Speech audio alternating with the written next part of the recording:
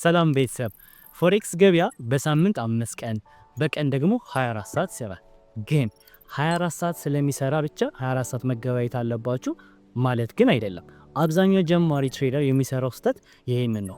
ገበያው ክፍት ስለሆነ ብቻ ማታም ጠዋትም ትሬድ ለማድረግ ይሞክራል። ግን ውጤቱ ምንድነው?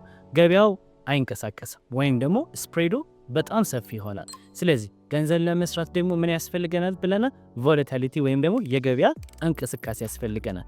እንቅስቃሴ ደግሞ ጋይስ ለማግኘት ባንኮች የሚሰሩበትን ሰዓት በረንብ አድርገን ማወቅ ይኖርብናል። በዓለም ላይ 3 ዋና ዋና ሴሽኖች አሉ።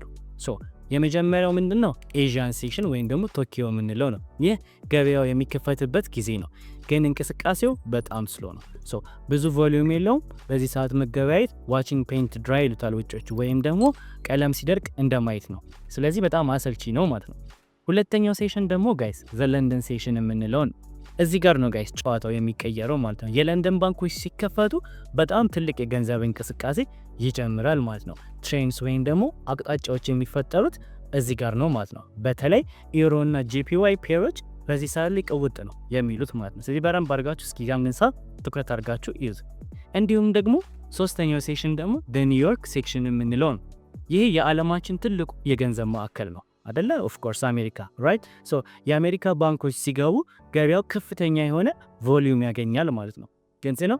ግን ምንድነው መሰላችሁ በጣም ምርጡ ሰዓት መቼ ነው የሚለው ደግሞ ማየት ይኖርብናል። ይሄ ማሪፍ ሆኖ ግን በጣም ምርጡ ሰዓት መቼ ነው የሚለውን ስናይ ምርጡ ሰዓት ጋይስ ኦቨርላፕ የሚሆኑበት ሰዓት ላይ ነው።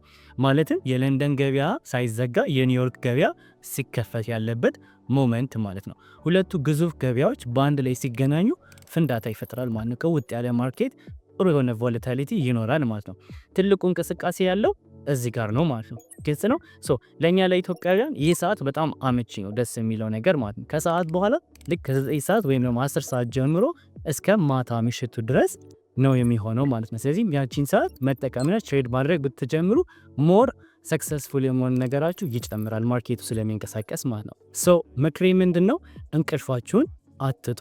በአውሮፓና በአሜሪካ ሰዓት ስሩ ማለት ነው። ገንዘብ ያለው እንቅስቃሴ ባለበት ቦታ ብቻ ነው።